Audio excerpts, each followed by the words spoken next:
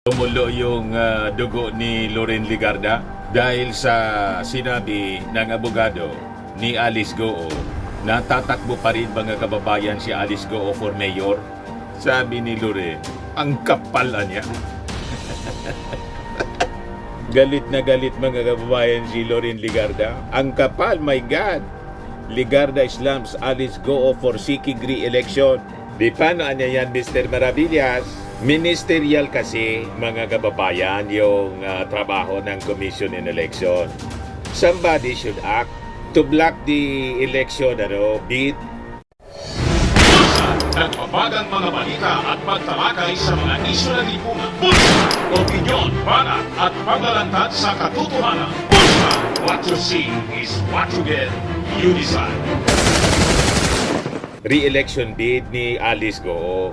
But before natin mga kababayan pag-usapan yung ating pag-usapan itong isyung ito, click subscribe muna dito sa ating YouTube channel and hit the notification bell para lagi po kayong updated sa mga kaganapan dito sa ating bansa. Like and share na rin po ninyo ng ating video at wag na rin po ninyo na skip yung ating mga commercial ads para tuloy-tuloy lang ang pag-unlad ng bagong Pilipinas. So balikan natin mga kababayan itong balita na magpa-file pa ng Certificate of Candidacy itong si Alice Goo as mayor ng Bamban na talagang ikinagalit po ng gusto ni Senator Loren Legarda. Tinawag na makapal. Yan ang mission ni Alice Goo as spy, Chinese spy na hindi man po umaamin kahit may ngumuso na sa kanya, kapwa niya Chinese spy. So ganun talaga. And we have to protect our interest mga kababayan by acting on it. Kailangan na i-disqualify. Kasi Chinese, napatunayan mga kababayan na Chinese si Alice Goo sa kanyang birth certificate. Kaya lang, sabi nga ng Commission on Election, sa kanila po ministerial. Pag nagsubmit ng COC si Alice Goo, tatanggapin nila. Kaya nanawagan na po si Loren. Sabi ni Loren Legarda po sa Commission on Election, even though it is the ministerial duty of the full body to just accept Certificate of Candidacy, kailangan niya i-block ang pagtakbo ni Alice Goo. The senator cited Goo's canceled birth certificate as enough reason to disqualify Goo from the elections for being a fake Filipino. So tama naman po ang sinabi ni Loren. But anyway, nag-react na po din ang ating DOJ Secretary si Remulla. Mamaya ibigay ko po sa inyo yung sinabi ni Remulla. So sabi po ni Loren, we must not suffer in silence and be victimized by another Alice Goo. According to Goo's lawyers, magpa-file daw po mga kababayan ng kanyang Certificate of Candidacy si Alice Goo next week. But the dismissed mayor will have to file through a representative niya kasi nakakulong po ito. Nakadetain itong si Alice Goo sa Pasig City Jail. Naharap kasi po sa non-bailable offense, qualified human trafficking case in connection with the illegal Bamban offshore gaming hub.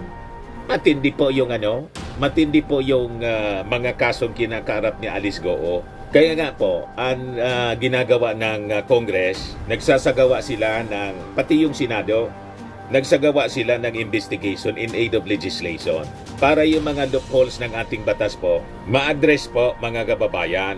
Ngayon, mabuti naman nagpaabot na din po ng statement yung ating Department of Justice. Sabi po ni Secretary Remulla, isang peking Filipino niya si Alice Goo, kaya hindi siya qualified. I would not say it's her right.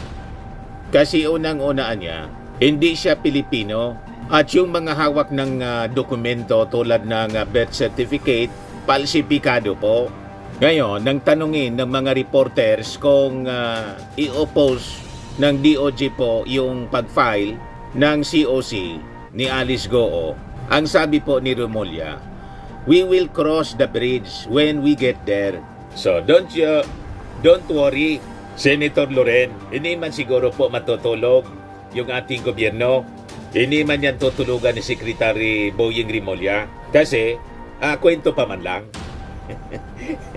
Kwento ng abogado. Sabi ko nga, yung abogado ni Alice Go, siyempre, full story ng balitang yan, click subscribe muna dito sa ating YouTube channel and hit the notification bell para lagi po kayong updated sa mga kaganapan dito sa ating bansa. Like and share na rin po ninyo ang ating video. At huwag na rin po ninyo na skip yung ating mga commercial ads para tuloy-tuloy lang ang pag-unlad ng Bagong Pilipinas. Sa mga nagana po ng malinis and spacious fitness gym, pumunta lang po kayo sa aming Colossal Fitness Gym. We also offer Grab Car Rental with our brand new 2023 model ng Toyota Innova. We also accept booking for those who are planning to travel via PAL, Cebu Pacific, and other airline companies, local and international, and bills payment for Meralco Bills, Aleco Bills, PLDT, etc.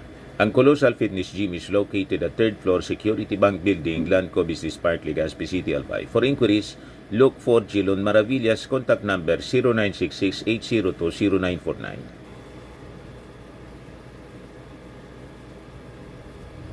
Yan po yung aming Innova. Lagi na pong matao sa amin.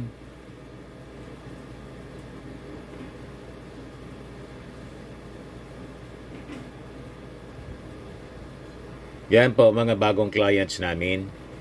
Napakaganda at colorful at napakalinis ng aming gym po.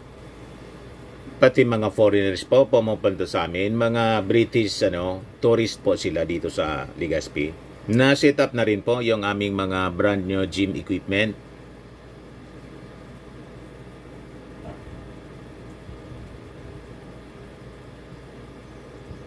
May treadmill na rin po kami. Ito naman po yung bago naming product na binibenta online. Eye Glow Serum, whitening po siya. Tingnan ninyo yung epekto sa aking anak na architect before and now. Yung mga inquiries po ninyo, dumiretso na lang kayo sa kanyang Facebook account, Riz Maravillas. Ito naman po, Firmax Firming and Lifting Cream, pinapahid po sa mga pulses in affected area. Mainam po sa paninigas ng mga kasukasuan. Ito naman po, Automax Radiant Serum. Sa mukha naman yung application, anti-aging po siya. You will look 10 years younger than your age. Sa mga cancer patients naman po, baka lang gusto ninyo itong itry. Neng siya red mixed fruit drink. Hindi mo po siya gamot, food supplement siya. Kaya lang, gawa siya mga kababayan sa goji berry. Yung goji berry may anti-cancer properties. O ngayon, yung mga inquiries ninyo, dumiretso na lang kayo sa aming messenger sa Facebook para masagot namin agad. Ayos pa?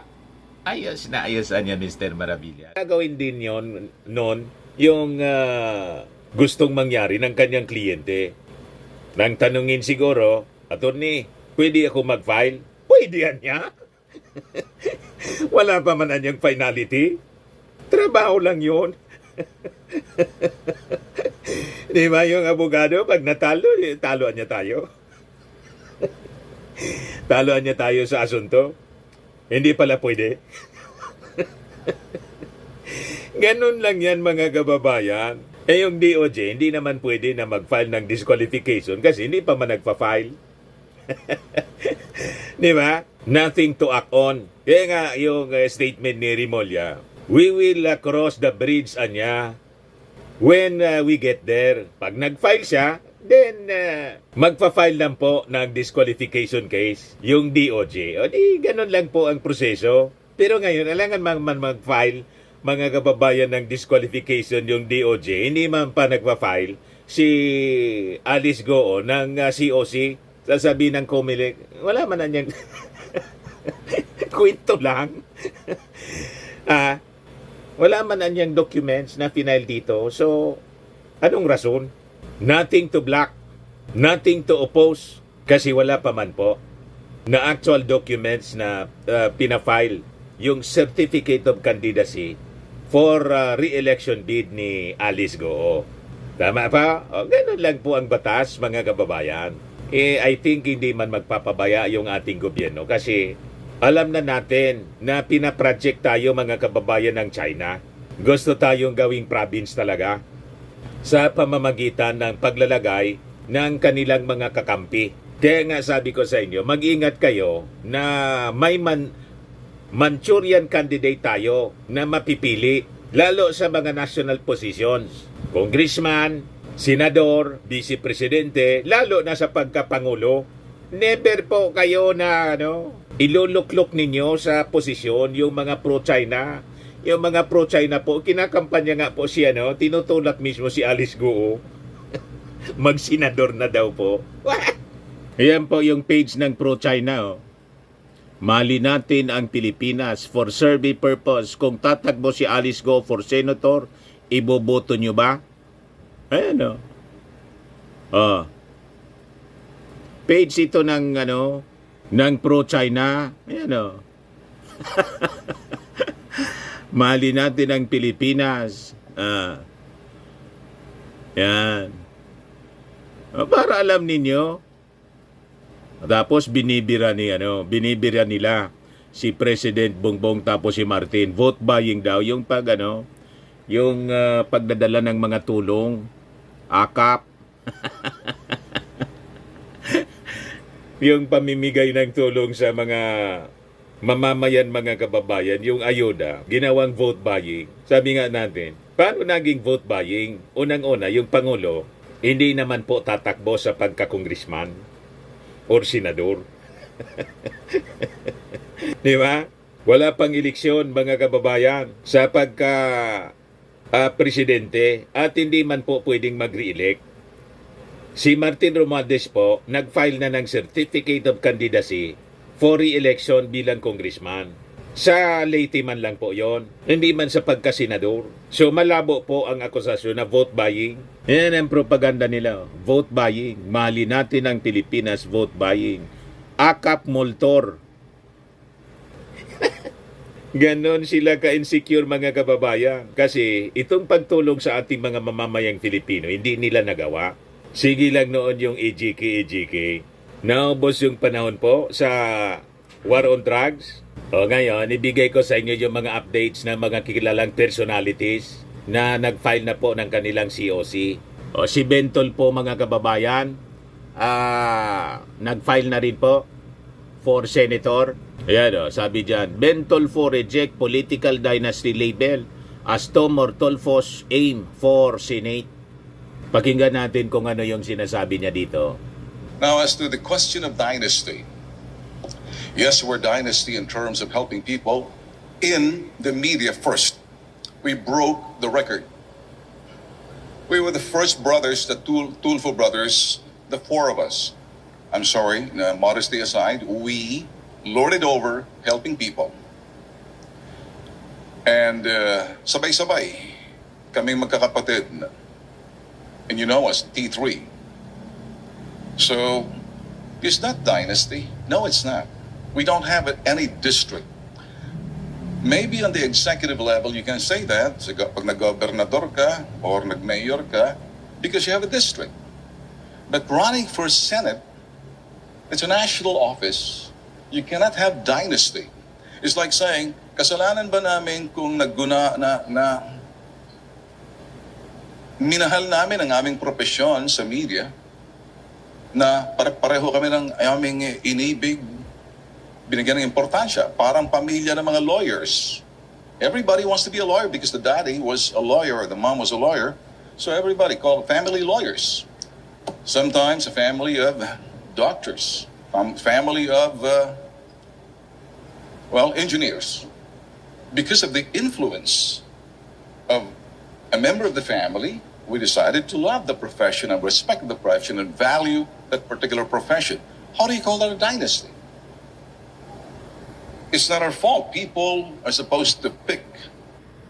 O di ano niya, Mr. Maravillas, ang position mo. Sabi ko nga po, the more the merrier. Wala man po batas na nagbabawal. Sige lang. Tayo naman po yung pipili. Di ba? Kung ayaw natin na tatlo na yung Tulfo sa Senado, di huwag nating iboto. Ganun lang yun. It is within our power. The power of our pen. Yung pag-itim ng bilog na hugis itlog. Tama pa? Si Rastaman nga po, nag-file ng Certificate of Candidacy. Sino niya, Mr. Maravillas? Si Rastaman, yung half human, half zombie. Kung sino-sino po yung nagwa-file, tanggap lang ng tanggap ng Comelec. Yan po, Rastaman, known as half human, half zombie, 6 Senate seat. Tapos ito naman po, construction worker, candle vendor among early birds on day 5 of COC filing. Pakinggan nga natin ito, mga kababayan ko, ano sinasabi. Ito muna si Rastaman. Oh. Parang kamag-anak po ng mga Duterte, punong-puno ng tato. Rolando Plaza in real life, the tattooed-faced character filed is COC at the Manila Hotel, Tent City. Pinatulan din po ng media, kinover po. Noong 2019, nag-file din siya. Pero siyempre, nuisance. Naging viral po siya noon dahil sa claim niya siya daw po isang half human, half zombie. O ngayon, pakinggan nga natin itong construction worker kung ano din yung agenda. Ano po ba yung mga issue ng mga construction worker na hindi napapagtuunan ng pansin ng pamahalaan? Ito po, lalong-lalo na po yung mga skill. Yung mga skill natin. Pangdagdag kulay lang po Di ino. man lang Kaya po kinocover ng napapansin media. ng pamahalaan. Okay po yung mga laborer at kasama sa mga minimum wage po, yung mga labor. Pero yung mga skill po, wala po eh. Kaya yun po ang pagtutunan ko po ng pansin para madagdagan kanilang sahod. Kano po ba ang sahod karaniwan na isang construction worker po sa pagtataya niyo? Ano po, skill or labor? Ay, Laborer. mga laborer. Laborer. 600 po. Minimum Gusto Okay, rin pong sumikat. 600 po. Gusto niyo po mataasan niyo? Gusto niyo po mataasan? Opo.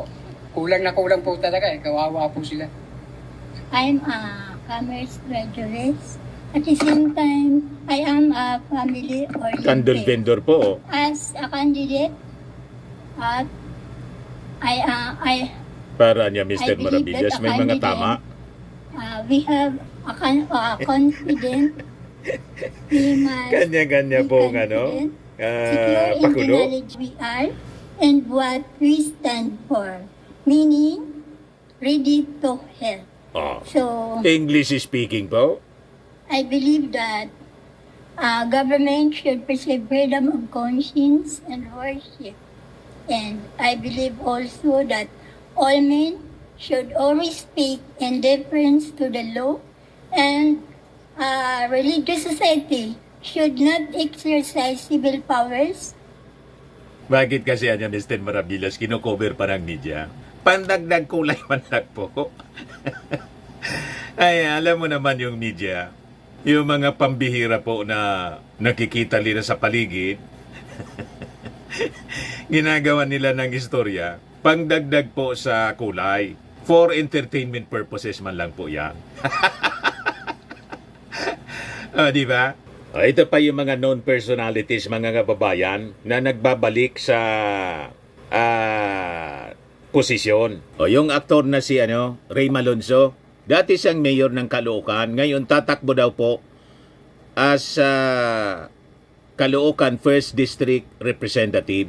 Qualified naman po siya. Matagal nang nagserbisyo ito si Ray Malonzo sa Caloocan. At ito si Dilima, imbes na senador, tumakbo pong party list representative. Under party list po siya, mamamayang liberal, first nominee. Ngayon, may hamon siya kay Attorney Harry Roque. Pakinggan nga natin. Ma'am, one more on my end, sorry. Will you encourage him to, heed the arrest order? Of course, he must. He's a lawyer, actually. He's a man of law. He's supposed to be a lawyer. Ako nga, hinarap ko eh. Kahit gawa-gawang mga kaso eh. Hinarap ko yung batas. I respected the rule of law. I went through the whole process, even if it was so painful and tedious on my part. So dapat ganun, kung wala kang kasalanan, wala kang tinatago, harapin mo ng buong tapang, hindi yung nagtatapang-tapangan lang siya by means of, sa SOSA, nagla-live feed na lang siya. And then parang iniinsulto pa niya yung ating mga law enforcers. Alam niyo naman siguro kung anong tawag dyan. Hindi ko na lang sasabihin kung anong tawag dyan. Alam niyo naman kung ano yung mga pinagsasabi niya tungkol sa akin. And now look at him now. He's on the run. Instead of facing the rule of law, ay binabastos pa niya na hindi siya nagpapakita. Kahit nga dinismiss na yung kanyang writ of amparo. So siguro naman na-realize na niya kung gaano ka mali, yung mga mali na mga nasabi niya tungkol sa akin at saka yung mga ginawa niya sa akin. And I think you should realize that. So really, marunong talaga ang Diyos. Ang tawag ng ating mga mamamayan dyan, karma. You see? Si GMA po, re-election sa Pampanga. Ang matindi sa Batangas, ang gobernador po, si Vilma Santos, for governor, vice governor, si Lucky. O ito si GMA, nag-file siya ng re-election bid sa Pampanga. Si Leni Robredo, mga kababayan, Naga City Mayor. Ito yung mga labor groups, si Atty. Luke Espirito and si Leo D. Guzman for senator. Si Busita, One Rider Party List Representative Busita, kakandidato pa lang senador. O ito yung mga makabayan black, alam na ninyo. Bayan muna, si Teddy Casino, Danilo Ramos, Kilosang Magbubukid, tatakbong mga senador. Ito po alam na ninyo. O ito si Vilma Santos, mga kababayan, tatakbong Batangas Governor. Tapos yung anak niyang si Lucky Manzano, Vice Governor. Tapos yung isa pa, ito si Recto, anak ni kay Ralph Recto sa iba, congressman, si Ryan Recto. Ayan sila mga kababayan.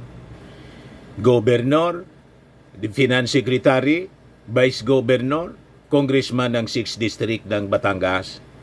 Kanya-kanya pong kanya-kanyang hilig yan. O, di ba? Normal po sa politika dito sa Pilipinas.